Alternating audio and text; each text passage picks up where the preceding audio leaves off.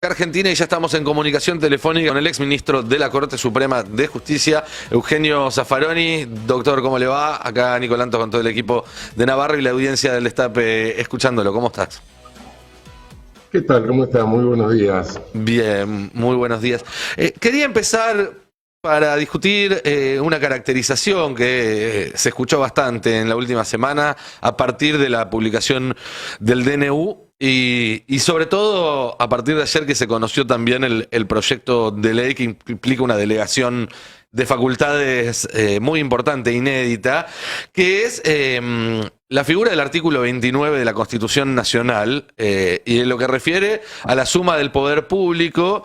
Y preguntarte si en su opinión esto que está proponiendo Javier Milei cuadra en esa definición, o si es, como sostienen ellos, la aplicación del artículo 76, que es un artículo que se ha aplicado muchas veces en la democracia argentina, con delegaciones puntuales de facultades del Congreso al Poder Ejecutivo. ¿Cómo lo ve? Bueno, puede ser discutible. Yo creo que de alguna manera, sí, si no entra en el 29 de la Constitución, que es un delito constitucional, es decir, la definición del delito está en la Constitución Nacional, lo está bordeando muy cercanamente. Pero de cualquier manera lo que veo es un juego institucional muy peligroso que los políticos jueguen a forzar las instituciones coyunturalmente por motivos que son coyunturales, circunstanciales, es sumamente peligroso porque, fíjense lo que sucede con este decreto.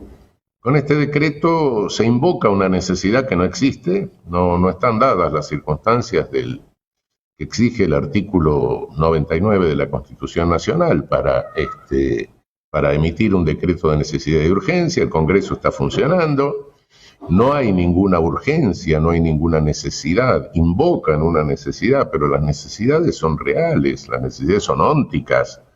Las necesidades a las que se refiere el artículo 99 es un terremoto, es una catástrofe, es un desastre, o que no pueda funcionar el Congreso.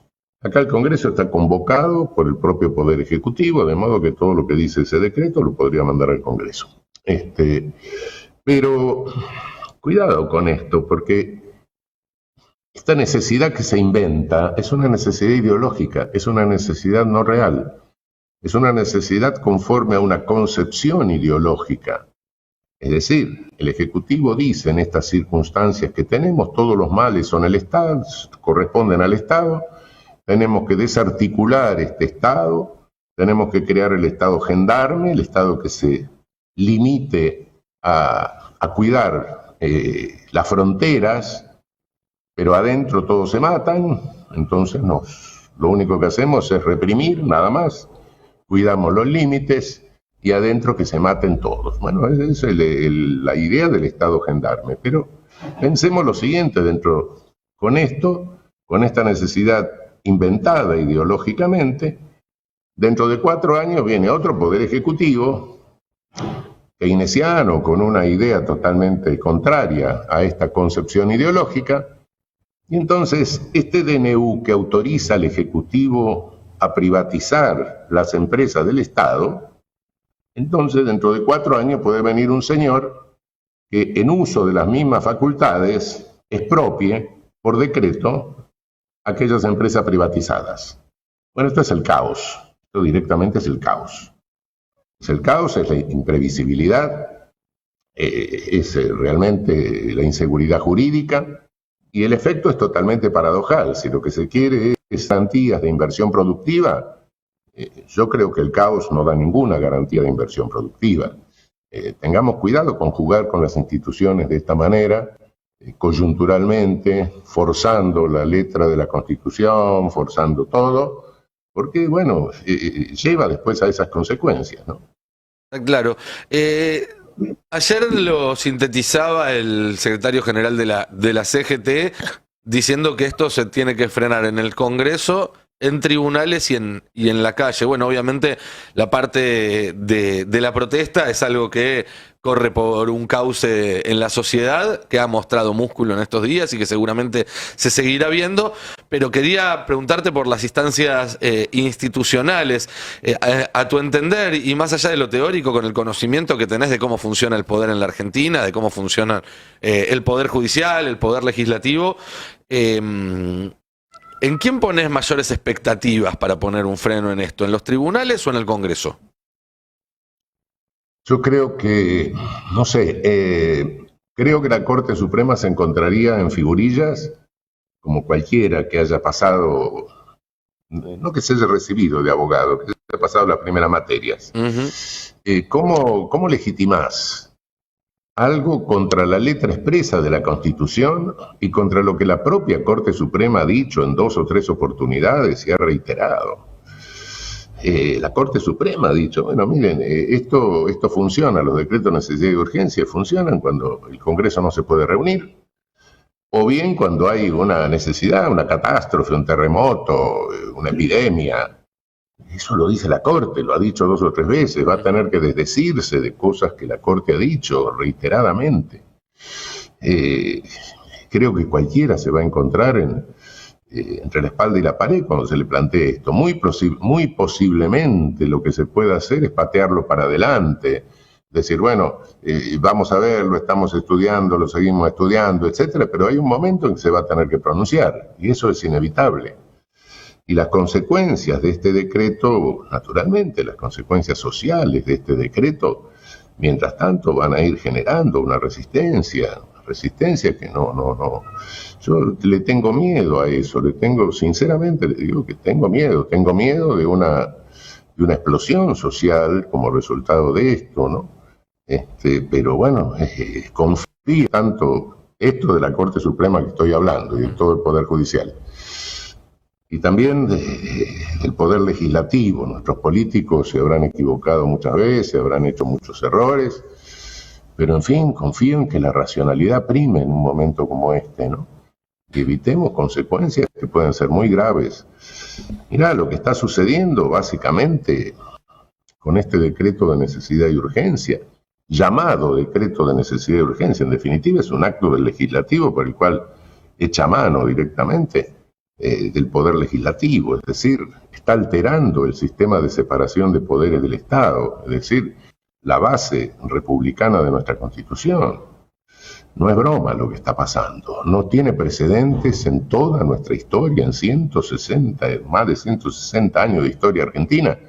Ha habido gobiernos de toda naturaleza, de todo color político, hubo gobiernos peronistas, hubo gobiernos radicales, hubo gobiernos conservadores, hubo gobierno incluso de origen fraudulento, pero fuera de una circunstancia de facto, ningún ejecutivo se le ha ocurrido reformar masivamente leyes de la manera en que se lo pretende con este decreto de necesidad y urgencia. No voy a negar que sí, se abusó de los decretos de necesidad y urgencia, a veces incluso con cosas ridículas, un decreto que autorizaba una carrera de autos en la ciudad de Buenos Aires, no sé, bueno.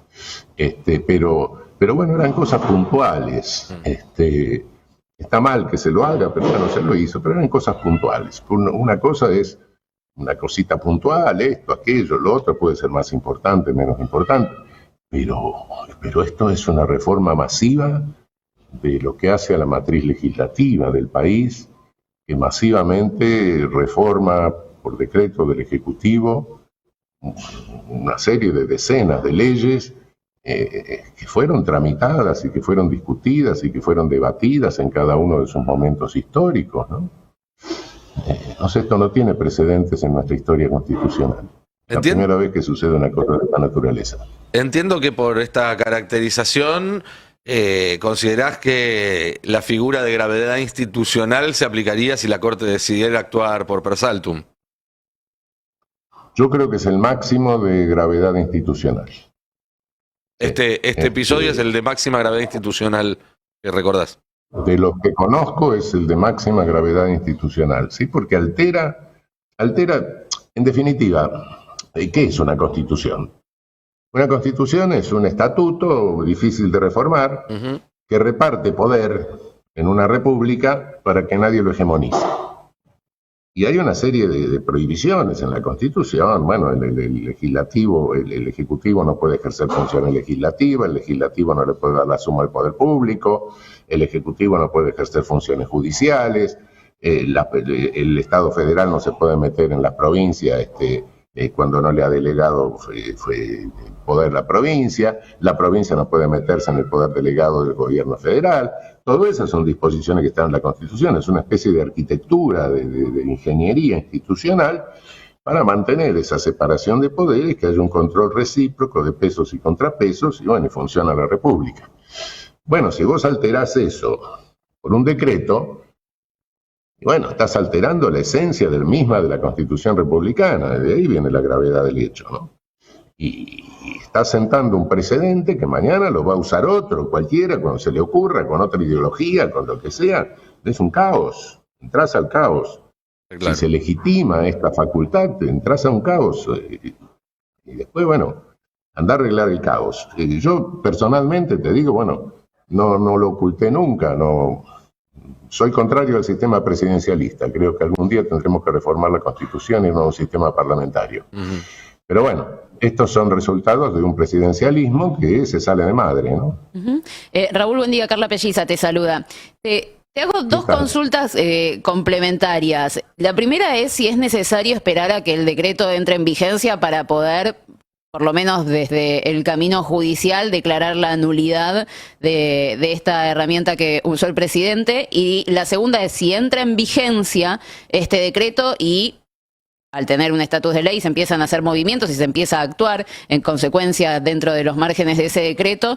Después, más adelante, ¿se puede deshacer lo que se hizo con el respaldo de ese decreto? Uno de los argumentos para patear para adelante, es decir, para sacar la pelota de momento del campo de juego, sería decir, no, hay que esperar los efectos. Y entonces, con los efectos, bueno, se puede usar ese argumento, pero es falso. Cuando un daño es inminente, no tengo por qué esperar los efectos. Si alguien me está amenazando con un revólver y no sé si me va a tirar ahora dentro de 2 minutos, puedo defenderme legítimamente, naturalmente. Porque yo estoy a disposición del otro que me está amenazando la vida ya. Aunque todavía no me haya tirado, no tengo que esperar que me meta un balazo para defenderme. Bueno, lo mismo pasa con lo judicial. Y bueno, naturalmente, hay efectos que puede tener esto que son irreversibles. Acá está en juego la alimentación de la infancia, está en juego la salud pública, está en juego la educación, está en juego la ciencia. Cuidado. No tenemos que esperar que se produzcan efectos dramáticos, muchos de los cuales después son irreversibles. Claro. Y ahí te llevo... Bueno, te llevo un poco... Sí, decime. Sí. No, muchos son irreversibles o son de difícil reversión, claro. ¿No? Y ahí te llevo el proyecto de ley que se presentó ayer, porque ahí, bueno, va a demandar un debate parlamentario y es completamente diferente al decreto de necesidad y urgencia, pero ¿qué opinión te merece que se incorporen dentro de este proyecto de ley temas como, por ejemplo, la penalización con cárcel efectiva de movilizaciones sociales, la necesidad de tener que comunicarle a las autoridades si va a haber reuniones de más de 3 personas, la reinstauración de la obediencia debida? ¿Cómo tomas esta inclusión de estos ítems en un proyecto de ley? No, lo que se está haciendo en el proyecto lo he leído muy superficialmente, no he tenido tiempo de leerlo más detenidamente, pero lo que se hace directamente es, en forma directa o indirecta, prohibir las manifestaciones públicas. Es lo que se quiere hacer, lo que se vino haciendo esto no es nuevo. Esto ya se hizo con el asunto de la interrupción de vías de comunicación, que lo tenemos en el Código Penal. Se quiso usar esa interrupción de vías de comunicación en este sentido y ahora directamente, para que no se discuta, se lo pone expresamente en la ley. Pero es el pretexto que se usó ya hace muchos años para criminalizar la protesta social. ¿Sí? Hoy directamente, como el problema es que si se reúne gente... No es una reunión de almas. Las almas no se reúnen solas, se reúnen con cuerpo, por lo menos acá en la Tierra, y ocupan lugar. Y bueno, entonces si vos por ocupar lugar penalizás, y bueno, directamente estás impidiendo la protesta. ¿Qué querés, que haga una reunión de alma sin cuerpo? No se puede. Clarísimo. Zaffaroni, muchísimas gracias como siempre por esta charla y por el tiempo que nos dedicas en el Destape. No, Altair, un gustazo, un abrazo, chao. Un abrazo grande. Hablábamos con Eugenio Zaffaroni, ex ministro de la Corte Suprema de Justicia.